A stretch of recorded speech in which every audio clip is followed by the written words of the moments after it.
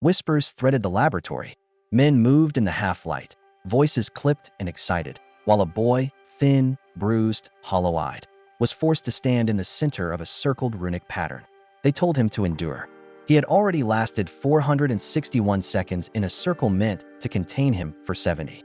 That was supposed to be impossible. Their interest sharpened. "Please stop," the boy named Verdan begged, voice raw with exhaustion. Pain lanced through his limbs. The master of the Bohemian magic tower stood at the far end of the room, expression unreadable. He told his disciples, without moving his gaze, to inform him when they were finished. Then, inexplicably, he turned and walked away. The other students laughed, cruel and bright. They mocked him for having no talent, no ounce of magic. They sneered, because the compatibility test had ranked him a 1. That numerical stigma had sentenced him to labor, not scholarship. Yet, because of his intelligence, because he had the habit of smiling like he knew something they did not, they called him a smartass and took particular pleasure in breaking him. "Good for us," one of them said, more loudly than necessary. "An S-rank subject for the tower's research. We'd never have this chance otherwise." They pushed him. They injected him with stimulants that set his teeth on edge and his heart racing. When one needle bit into his arm, something like fury flared. He spat the words before he could stop them. "Shut the fuck."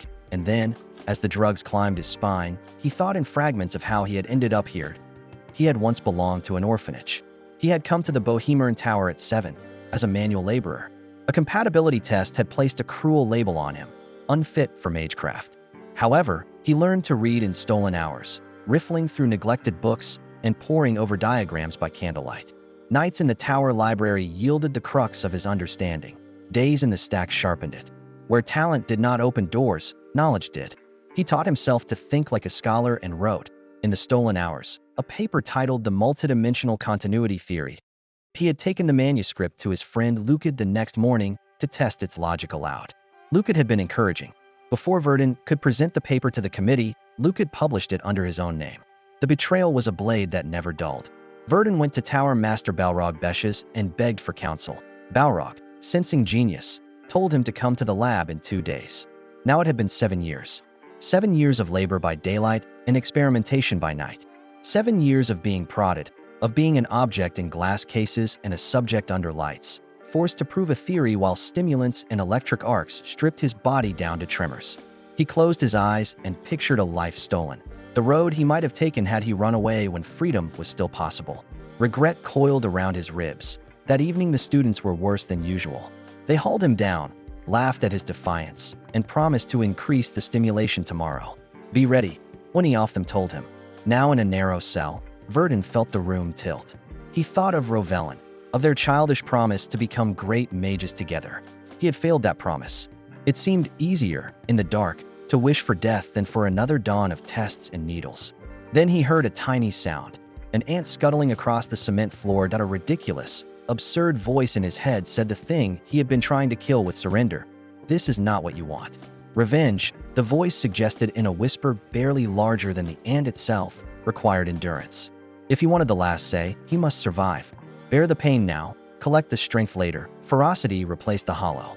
He promised himself then and there that he would not die with unanswered questions. He would crack the last question that had eluded him and give it a name: the theory of defying heaven. Intelligence alone was not enough in this world. Flesh had to be remade to carry thought beyond mortal limits. Tomorrow he would refine the theoretical framework. Tomorrow he would complete a method of reconstructing a body unlike any before seen. Tomorrow, he vowed, he would break through every limit the tower had forced upon him. To execute the theory of defying heaven, Verdan knew he had to first acknowledge death. The theory demanded a willingness to shatter both body and soul. Yet for its completion, certain artifacts were necessary, artifacts that he would have to obtain tomorrow, even if it meant breaking his body apart with no mana to shield him. The following day, his cell door creaked open. One of the students entered, sneering as always. "Verdan, clean the chemistry lab. But first, patch up those wounds of yours and stop whining. Yesterday was nothing more than a simple experiment. You're too pathetic to keep sulking." His voice carried the mockery of someone who enjoyed dominance. "The Grand Festival is just around the corner, so get moving." The Grand Festival, a day of revelry that commemorated the construction of the first magic tower, marking the revival of magic itself. On this day, the tower's highest mages left to attend celebrations in the capital. The low-ranking students, however, were left behind to tend to the tower's maintenance. To Verdan, it was the perfect opportunity. Their absence would provide the silence and freedom he needed to enact his plan. While scrubbing the flasks of the chemistry lab, a voice he knew well broke through the clinking of glass. "Verdan, why are you cleaning here all alone?" He froze, then turned. Rovelin, his childhood friend, stood by the door. Ignoring her question, he asked sharply, "Why are you here?" "I came to see you before leaving for Verdan," she replied gently. Verdan, the city of magic. The place where only the most gifted students were admitted for advanced studies. Verdan's face stiffened as the memory of that name resurfaced. "So, you really are leaving?" "Yes," she answered softly. Then, with sudden resolve, she added, "Why don't you come with me? You wouldn't have to stay among these people who look down on you." For a fleeting moment, her words ignited something within him, but it was extinguished as quickly as it came. "No," he said firmly. "I'll stay here." A silence hung between them. Finally, Rovelin offered him a faint smile. "Then take care of yourself, Verdan." He watched her carriage depart from the tower grounds through the narrow window. His heart tightened, but he also felt a grim sense of relief. It would be better if Rovelin was not here when he executed his plan. After fetching tea to disguise his true intentions, he made his way to the administrator's office. Bowing with false humility, he said, "I was instructed by the tower master to clean the treasure vault." The administrator eyed him suspiciously. "And why did you not ask for prior permission?" "Very well. Do not damage or tamper with anything." He waved his hand, granting him access. Once inside the vault, Verdan's expression shifted. He activated a sound-blocking artifact, silencing the world around him, and descended the spiral stairs into the depths. At the end of the stairwell, his eyes fell upon the second circuit, an artifact of astronomical value, safeguarded by a 7-tier spell circle. Tower Master Balrog Beshes himself had invested a fortune to secure it, but Verdan had studied this circle for 7 years. Patiently, he unraveled the protective spell until the barrier dissolved, and at last, the second circuit lay within his grasp. The artifact could cast 3 spells independently while awakening latent mana within the wielder. With it, one piece of his plan was secured. Now, he needed the second artifact. In another part of the tower, 2 guards sat slumped near a table, drinking to dull their boredom. "Damn this festival," one complained. "Everyone else is enjoying themselves while we're stuck guarding the magic power source." The other laughed, swigging from his bottle. "Quit whining. When I become a tower master, I can drink every day." "You jest. You a sword master? Impossible. But if it ever happens, I'll buy you all the liquor you can handle." At that moment, Verdan entered. One guard waved lazily. "Oi, fetch us more booze." But Verdan did not move. He stood silently, the second circuit in his hands. The guards blinked in confusion, then anger. "You dare raise a hand against us?" One immediately cast a third-rank spell, Tidal Wave. Verdan raised the second circuit. Its runes flared, and in an instant he countered with Earth Spear. The ground ruptured, launching stone spikes that subdued them before they could react. Stepping past their fallen bodies, Verdan entered the chamber where the magic tower's power source pulsed with radiant energy. His heart pounded. This was it, the moment he had been preparing for all these years. Drawing upon the second circuit and the immense mana supply before him, he began the process. "Body reform, defying heaven," he commanded. Energy surged violently, flooding every cell of his body. It was overwhelming, consuming, almost unbearable. But this was the crucible he had chosen. The eruption of power was so great that alarms within the tower were triggered. Tower Master Balrog Beshes, seated miles away at the festival, suddenly froze. His face darkened. Someone had trespassed into his magic tower, and they were invoking something far beyond ordinary magic. The impact of executing the defying of heaven was catastrophic. The entire area was wiped out in a surge of violent energy, yet Verdan still stood. That alone meant he had succeeded. Against all odds, his theory had manifested into reality. But even in his triumph, his chest tightened when he saw the figure of the magic tower master rushing toward him. It could only mean that Balrog Beshes had sensed the disturbance, the trespass, the forbidden act that had shaken the foundation of the tower. Before the master could close the distance, Verdan activated the teleportation circle he had prepared earlier. His body dissolved into shimmering fragments of light. Behind him, the tower master clenched his fists, his eyes burning with wrath. "No matter who it is, whether an emperor or a child, I will find the culprit. And I will kill him." Verdan's vision cleared, and he found himself on the bank of a quiet stream deep within an unfamiliar forest. The air was heavy with the scent of unknown flora, and towering plants unlike any he had ever seen spread around him. He realized, with a flicker of awe, that he must have traveled halfway across the continent. Leaning over the stream, he caught sight of his reflection. His hair, once a muted brown, had turned ashy gray. His eyes, once black, now shone a piercing blue. Other than these changes, his face bore the same sharp lines of the boy who had endured 7 years of torment. He straightened and muttered under his breath, wondering what the Tower Master must be feeling after the collapse of the magic tower. Surely, the man had prepared countermeasures. He had not earned the name, the Omnipotent One, for nothing. Still, Verdan swore to himself that one day he would finish Balrog.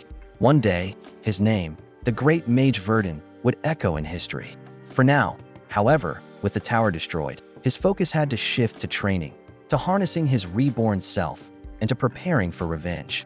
Enough of the past. The present demanded his strength. A scraping noise pulled him from his thoughts. He turned sharply, spotting a goblin crouched over a box, its crude fingers prying at the latch. Someone must have abandoned it in haste. With a flick of his hand, Verdan cast Windcutter. The blade of air sliced forward, but the result disappointed him. The mana expenditure felt unchanged, the effect underwhelming. He frowned. Could it be that something went wrong during the execution of Defying Heaven? Before brooding further, he decided to identify the owner of the box. Closing his eyes, he extended his senses with mana detection, tracing the faint aura that lingered in the air. Soon, he found it. A man running desperately through the forest. The man's mind was in chaos. His mercenaries had deserted him when they were cornered by bandits, only for the bandits themselves to be slaughtered by orcs. Alone, terrified, he fled as the ground trembled beneath their approach. But no matter how he pushed his legs, the guttural growls grew louder. He stumbled, falling hard, and in despair thought his life was over. Yet in that moment, salvation came. Verdan appeared, his hand raised. The earth split and rose, forming a towering wall that sealed the man from the charging orcs. Verdan exhaled. I should have left space for him to breathe, he mused. But it mattered little. First, he would clear the orcs before the man suffocated. His lips curved slightly. This will be my true first battle, the real test of my abilities. The goblin earlier was nothing. Now it begins. Verdan's hands moved instinctively as the orcs closed in. He unleashed multi-flame arrows, streaks of fire whistling through the air, piercing the horde with searing heat. Without pause, he followed with whirlwind, a spiraling gale that tore through their ranks, scattering bodies and breaking their charge. His eyes sharpened as he layered spells together, double-casting High Wave Arrow. The torrent of magical arrows burst forth in blinding arcs of energy. By the time the last wave subsided, the clearing was littered with fallen orcs. Breathing heavily, he reminded himself of his original purpose, the man still trapped inside the earth wall. He moved to release him, but before his hand touched the wall, another shadow loomed. An orc, battered yet alive, had survived the onslaught. It lunged with feral rage. Verdan reacted instantly, summoning Windcutter. The razor of air split the creature cleanly, dropping it lifeless to the dirt. At last, he lowered the wall. The man inside stumbled out, coughing and gasping for air. He looked up at Verdan, eyes brimming with gratitude. My name is Conrad, he said, his voice shaky. If it weren't for you, I'd be dead. Truly, thank you. Riding beside him as they made their way through the forest, Conrad explained, this is Baron Pythe's territory. They say it was cleared of bandits, but from what I've seen today, that seems far from true. His tone carried both bitterness and relief. After a pause, he glanced at Verdan. May I ask something? When you fought those hordes of orcs, didn't you feel troubled? Afraid? Verdan's mind flickered back to the moment the last orc charged him. For a brief heartbeat, he had felt the edge of fear. Yet outwardly, his expression stayed calm. It wasn't that difficult. He replied evenly. He hesitated only a moment before introducing himself. Call me Asher. His true name, Verdan, would remain hidden, reserved only for the day he would face the Tower Master again. In this new life, anonymity was his shield. Now that he knew whose territory he stood upon, he also saw opportunity. Here, he could train and grow stronger. Conrad brightened. Then you should know, I have a personal connection with Baron Pythe. When we were children, we used to exchange letters often. He'll welcome you. Together, they rode to the Pythe estate. The gates opened wide as Baron Pythe himself came forth to greet them. Relief washed over his face when he saw Conrad unharmed. I was worried for you, my friend, the Baron said. Conrad shook his head. It wasn't your fault. Circumstances were beyond anyone's control. The Baron turned then to Asher. Thank you for saving him. With a gesture, he ordered the guards to open the gates fully. Come inside. Within the grand hall, Asher was offered food, clothing, and a place to rest. He bowed his head slightly. Thank you, Baron, for your generosity. That night, the hall filled with warmth and the scent of roasted meats. A feast had been prepared in his honor. The Baron leaned forward, smiling. I hope the food is to your liking. It's amazing, Asher admitted, his hunger finally appeased. Good. Then allow me to ask your name. Baron Pyth continued. When Asher gave it, the Baron nodded. For saving my friend, I have prepared 5 million elk as payment. But his expression grew more serious. I also wish to ask something of you. Too soon, perhaps, but necessary. Asher raised an eyebrow. What kind of task? The Baron's face darkened. We discovered bodies hanging from trees in the southern forest. When we investigated further, we found an entire town reduced to ruin. The victims were its residents. We believe it is the work of bandits, but I suspect a mage is behind it. Asher considered this carefully. He needed money for his training, and this task would serve both purposes. I'll take it. When? In 4 days, the Baron replied. When the day arrived, Asher was introduced to Knight Enoch, the one overseeing the mission. Enoch, clad in armor polished to a dull gleam, introduced 2 others, Harris and Peric, stalwart men who nodded curtly in greeting. As they approached the village, a group of adventurers crossed their path. Curious, Asher asked, why are they here? Enoch answered, there's a rumor of a strange orc lurking nearby. The bounty is high, so every adventurer in the region has gathered to claim it. Inside the ruined village, Asher frowned. I don't understand. Why exactly do you need me here? Enoch explained, an ordinary knight's strength is equivalent to a second-tier mage. But when diverse spell types overlap, dispelling them becomes difficult. That's where you come in. At that moment, Asher sensed it. His eyes narrowed. Stop.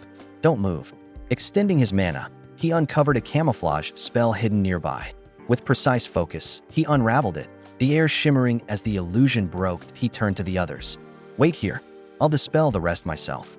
Asher moved forward alone, peeling back layer after layer of concealed magic. Behind him, Enoch stared, stunned.